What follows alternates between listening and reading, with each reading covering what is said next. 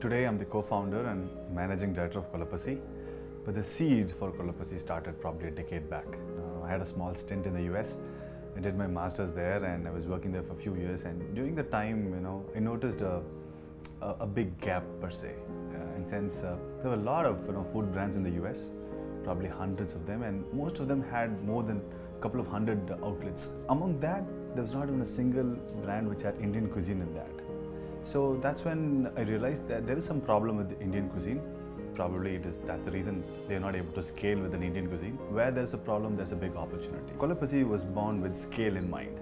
So anything we did, let's say for example, we're adding a new dish in Kolapasi, we think whether this dish can be scalable across 5,000 outlets. If not, we would not take that in. Our goal was to build a model where on the similar lines of Subway and McDonald's and KFC, where if you look at their model, you do not need an expert cook or a chef in any of their outlets. So it's more of a 100% factory-driven model. You can't do that with Indian cuisine, but you can do it to an 80% level. The last 5 years, that's been our struggle. We work out a centralized kitchen model.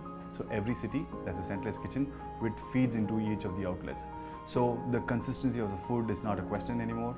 So we were able to solve those kind of basic problems, which was the biggest issue in Indian cuisine. The great opportunity lies not only in India for Indian cuisine. Now, if you look at the top 10 cuisines in the world, 2-3 would be from Indian cuisine. So we knew there's a huge demand for Indian food all across the world. Another inquisitive feeling for me was when I came back to India, I saw a lot of American brands heading towards India, and they were expanding like crazy.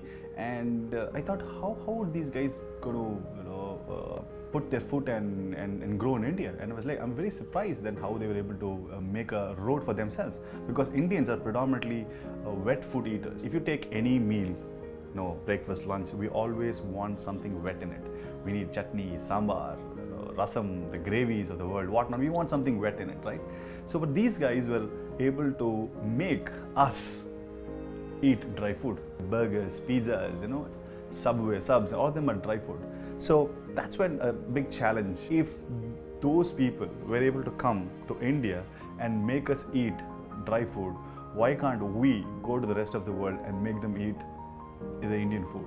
Today, we have multiple outlets, and we are growing across the nation and also internationally. I have this crazy or quirky dream or ambition or desire, whatever you call it, that anywhere I travel across the world, any airport I step in, I would love to see a Kolapasi outlet there. That was kind of the spark.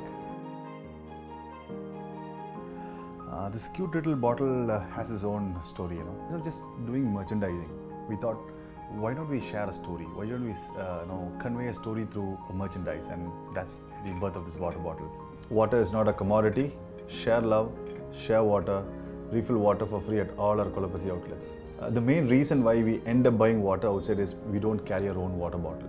So we wanted to bring the culture back. So that is the reason we came up with this concept, and we want to put a funky, lovely bottle in everyone's hand, so you can carry water from your home.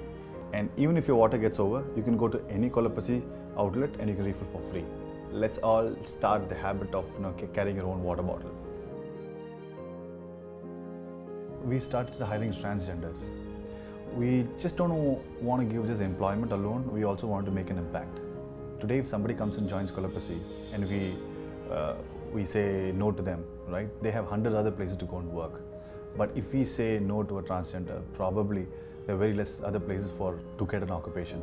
So we wanted to create an impact, and we want to make sure that they're given equal opportunity so that they can come out like shining stars. The mile I put to Singapore is a very interesting story. 3 years back, I was in the outlet and I pick up a call, and there's this girl who's ordering. She is very, the voice is very low. And then I figured out there's something wrong with her. So I checked with her, ma'am, is everything okay? She said, I'm not feeling well. And she goes and places an order. And then in the meantime, I write a greeting card to her saying that, hello Bhargavi, get well soon, take care of your health. And what happens is, one of our employees, he happens to listen to my conversation, and on his way to deliver the food, he ends up asking the customer, ma'am, do you want me to go and get some medicines from the local pharmacy shop? So the customer goes gung-ho about it. She's very excited to see that somebody's asking her for help, and then she opens up the bag, the delivery bag, and then she sees a greeting card, and she's so excited about that. She takes a picture, puts it in a very famous Facebook group, and the picture goes viral. And fast forward today, she's back in Singapore. She wants to take one of her franchisees, and that's the famous Maila Put to Singapore story. Kolapasi has started franchising, and it is very easy to run a franchisee outlet because we take care of most of your work through a centralized kitchen model. You don't have to worry about procurement. You don't have to worry about dealing with skilled laborers like masters or chef. And all you have to look at is just day-to-day operations, and we are there to support you. An average Kolapasi takeaway outlet would cost around 10 to 15 lakhs, and a dine-in outlet would cost around 30 to 35 lakhs. We really don't call them as franchisees. They're almost like partners or part of the family. So we work with them.